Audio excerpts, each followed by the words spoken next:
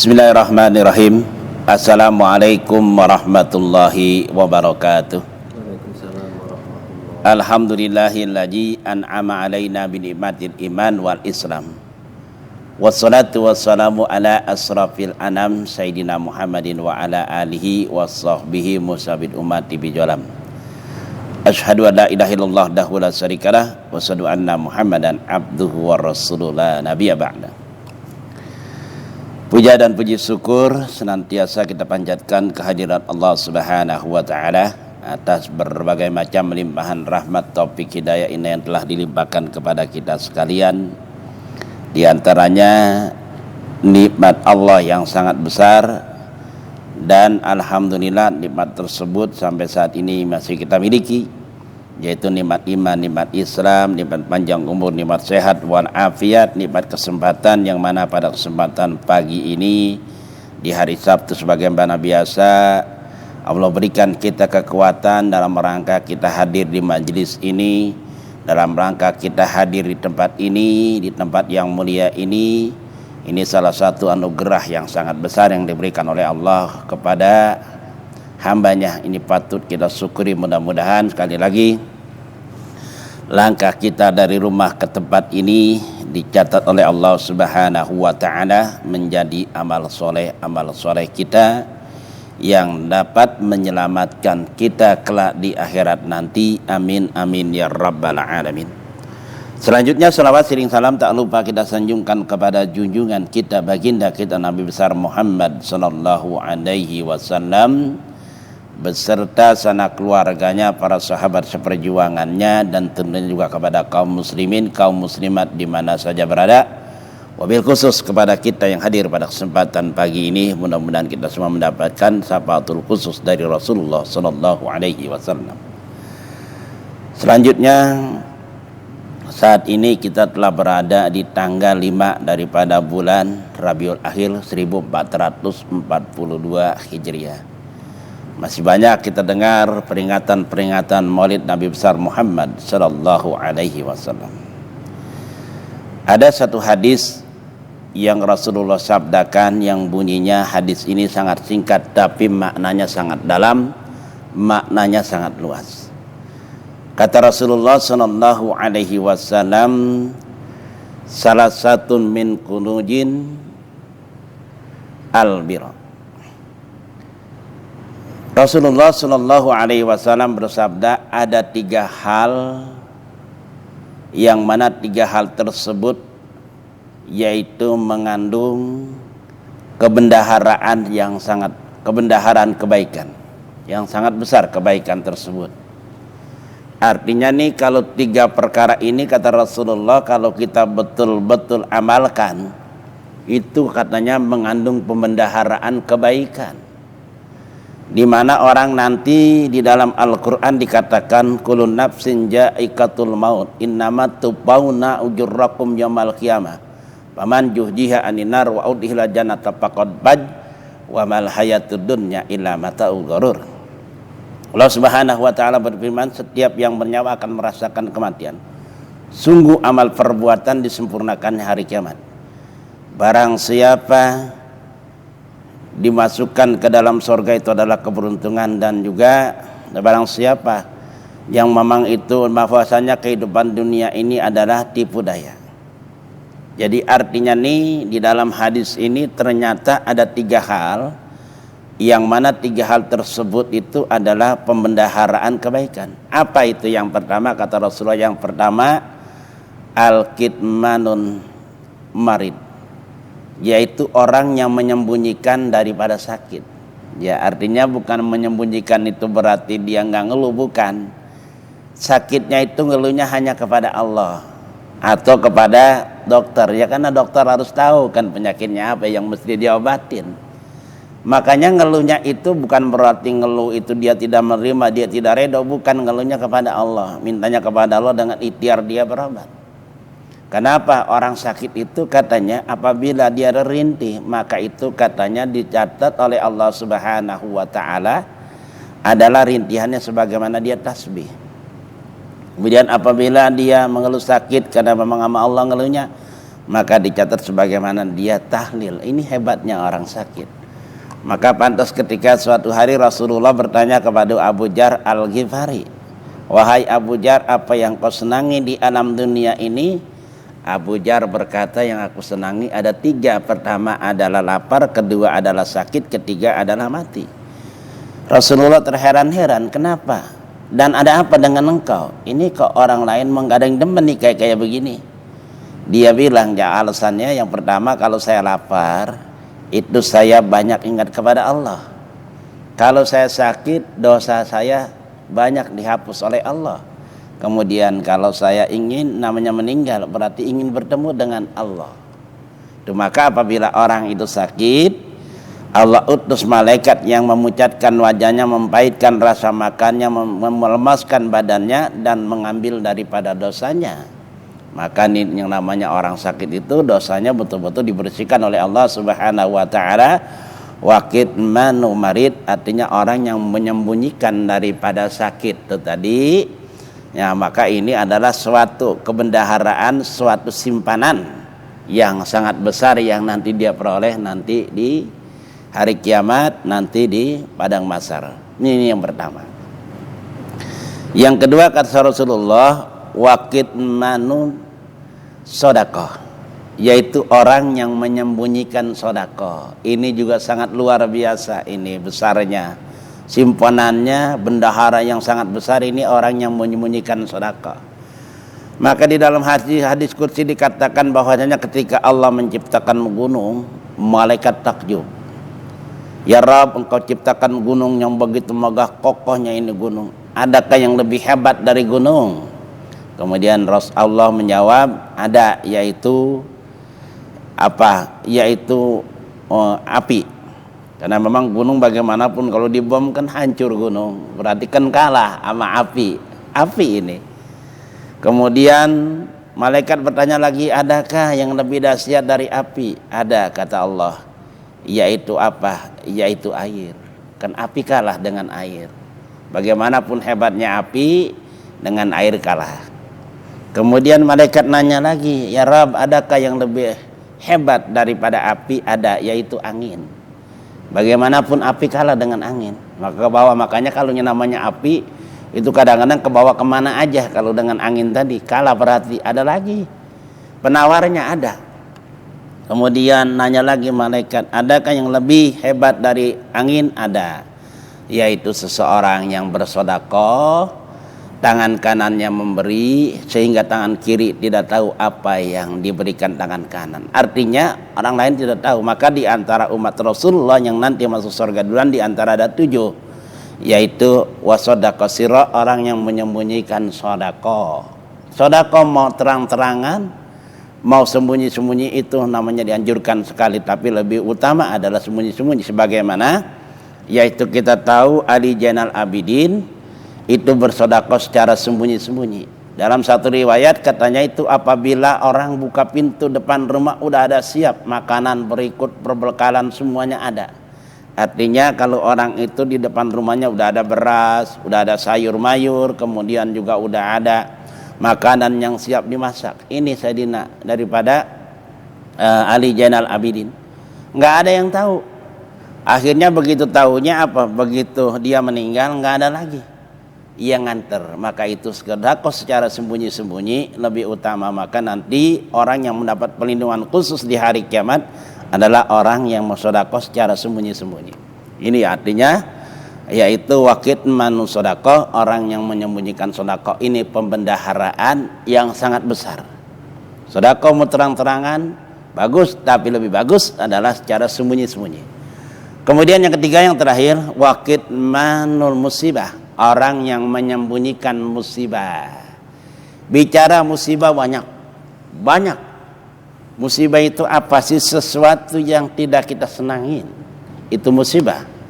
Apa, kita ambil contoh, kita kesandung musibah, bukan astagfirullahaladzim, innalillahi. Itu ini hanya umat Rasulullah yang diberikan berupa, kalau kita misalkan kena musibah innalillahi, umat yang lain enggak.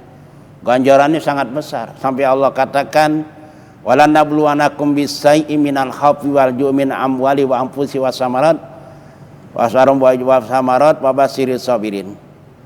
alladzina idza asabatkum musibah qalu inna lillahi wa inna ilaihi rajiun. Sungguh kami akan menguji kamu dengan sedikit ketakutan, kehilangan, kelaparan, dan juga kesulitnya buah-buahan.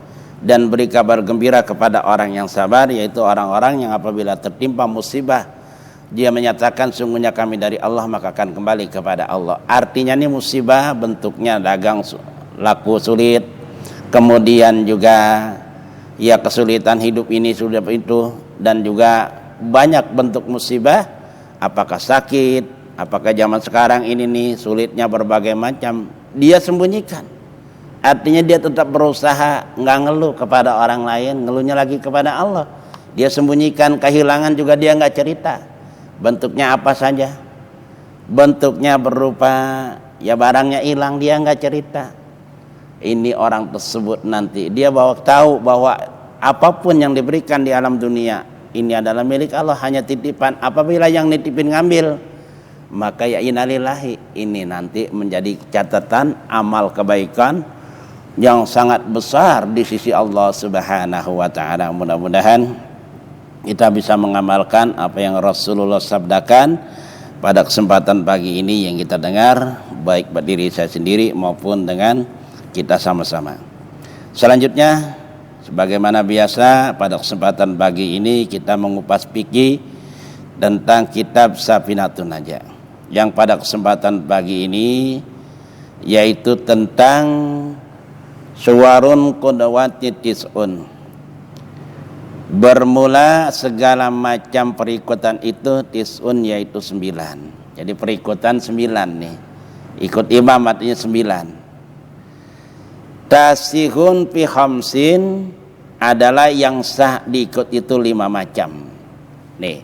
Jadi perikutan itu ada 9, yang sah itu ada 5 macam. Artinya begini, yang sah itu udah nggak bisa diganggu gugat. Yang 5 ini udah nggak bisa ganggu gugat secara hukum syara. Sebetulnya ada 9 itu kategori yang kita ngikutin, ada 9. Tentunya kalau kita jadi imam itu yang harus kita ikutin sebenarnya ada 9. Dan 9-nya ini kategori bagaimana nih kita ngikutin. Kita lihat yang jadi imam itu harus betul-betul orang terpilih dan dipilih. Gini, apa orang yang dipilih dan terpilih? Orang tersebut kita lihat akhlaknya bagus, pakaiannya bagus.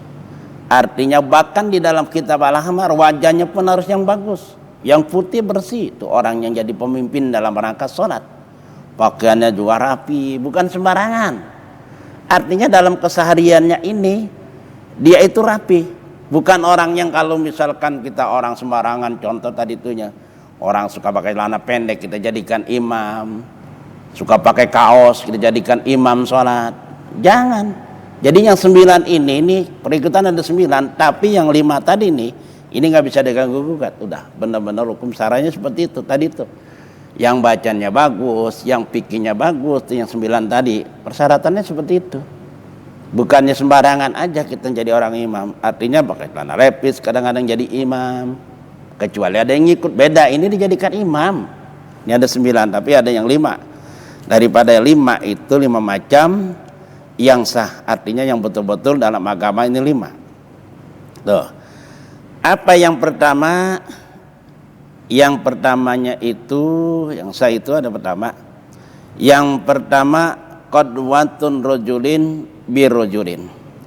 Yang pertama yang sah untuk jadi imam yaitu mengikut laki-laki dengan laki-laki. Jadi laki-laki dengan laki-laki itu syarat mutlaknya. Tentunya laki-laki dengan laki-laki.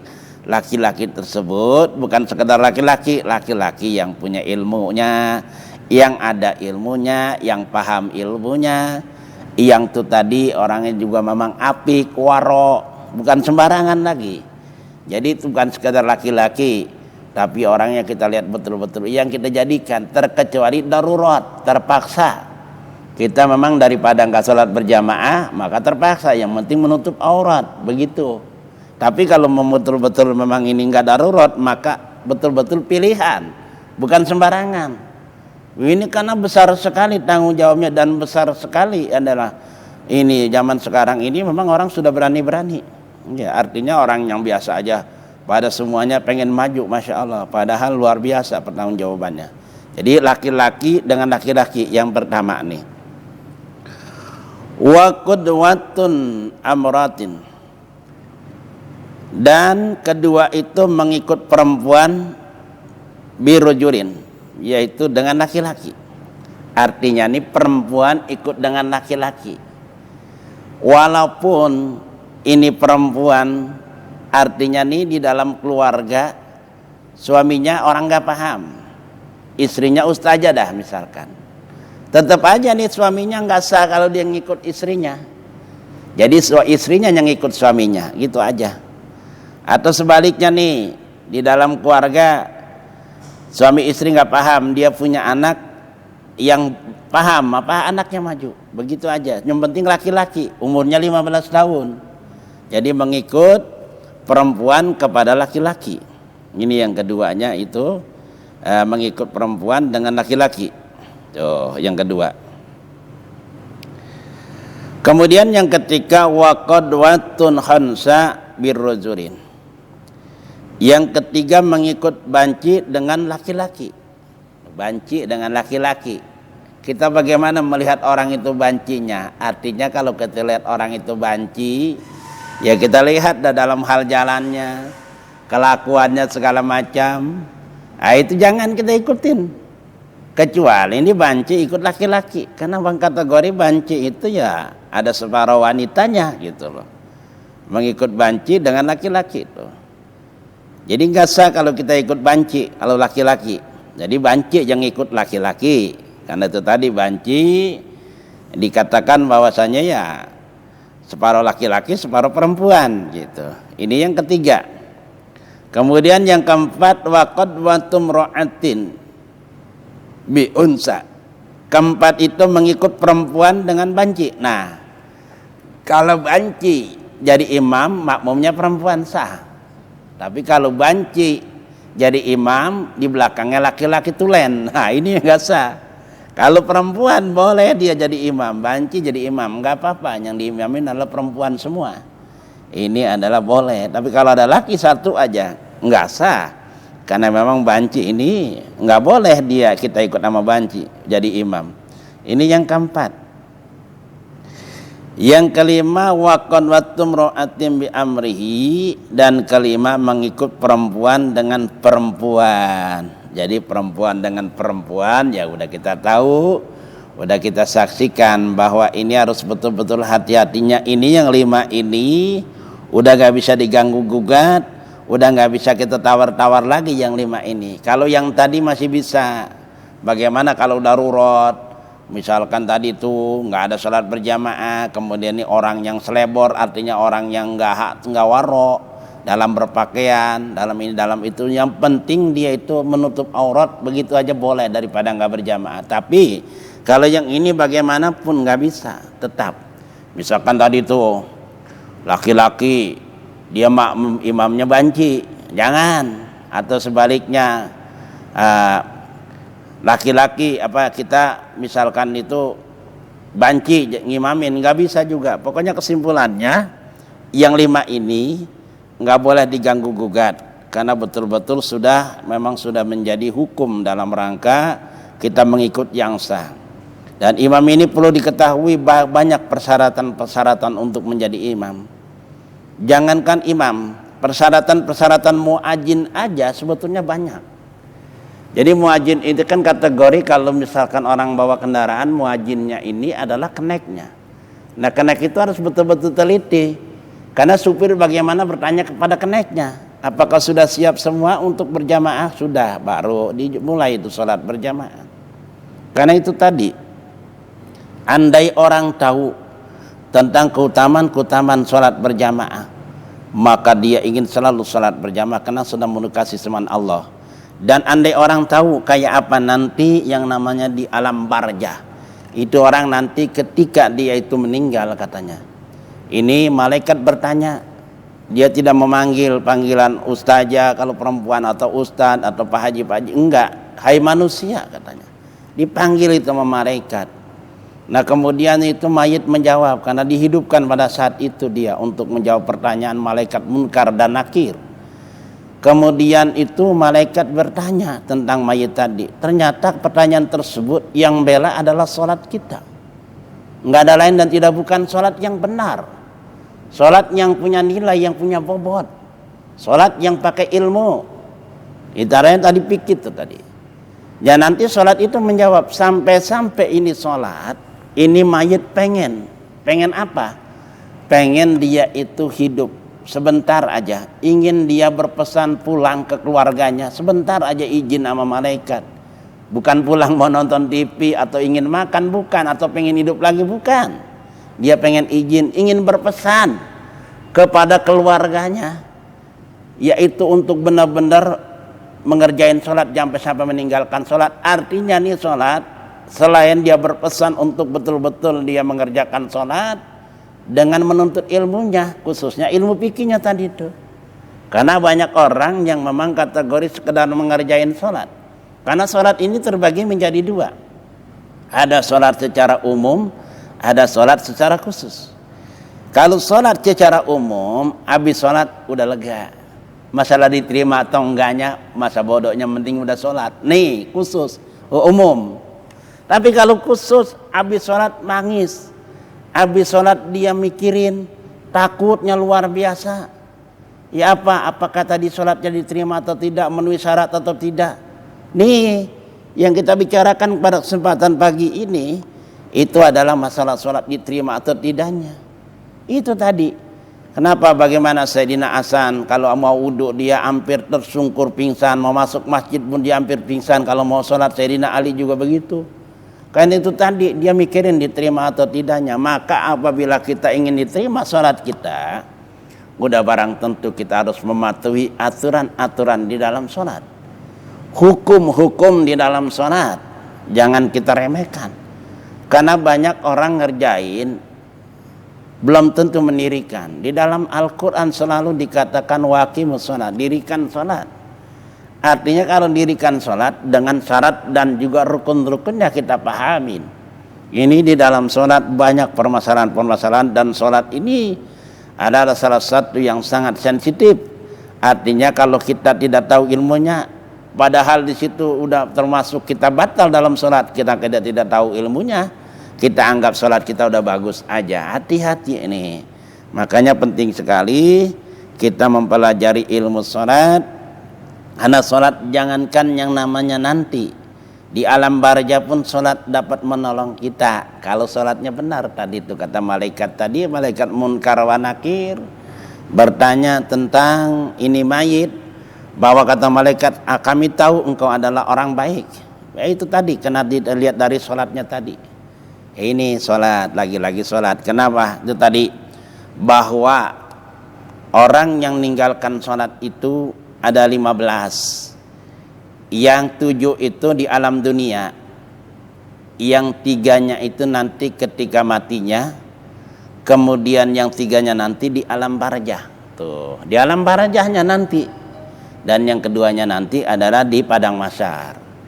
Yang 3-nya aja di alam barzah itu malaikat bertanya tadi tuh, apabila orang ninggalin sholat atau sholatnya yang memang yang nggak ada syarat dan rukunnya, dia nggak pelajari, nggak ada ilmunya, sekedar ngerjain, ya tidak diterima. Sholat juga nggak mau nolong dia, karena dia udah merusak. Dia nggak mau ikut aturan-aturan di dalam sholat.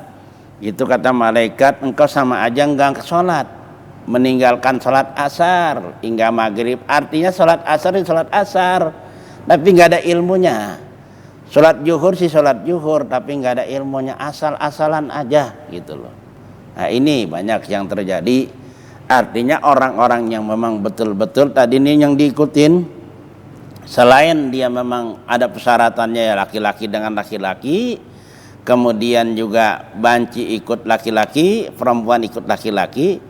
Tapi bukan hanya itu, tetapi yang kita jadikan adalah sebagai imam di dalam sholat, selain memenuhi daripada rukun fikihnya tadi itu, apabila menutupin daripada yang mana membatalkan sholat, dia tutupin semua. Tapi di dalam hal akhlak pun sangat menentukan. Sangat menentukan kalau orang yang kita jadikan imam. Maka di kampung-kampung kita yang kita lihat, apakah dia udah betul-betul warok atau belum gitu loh. Jangan sembarangan jadi. Iya, apa sih disebut waroknya itu? Ya waroknya itu hati-hati. Apakah dia akhlaknya udah bagus? Akhlak dalam rangka perkataan, perbuatan, pakaian segala macam, apakah udah memenuhi syaratnya atau tidak? Nah, ini harus diperhatikan juga. Karena itu tadi enggak gampang. Maka kita begitu mempelajari orang yang berhak jadi imam ini, maka kita harus apabila sering disuruh jadi imam atau kita sering menjadi imam, kita harus benahi sedikit demi sedikit, baik dalam segi berpakaian, baik dalam segi akhlak, baik dalam segi perkataan dan juga perbuatan.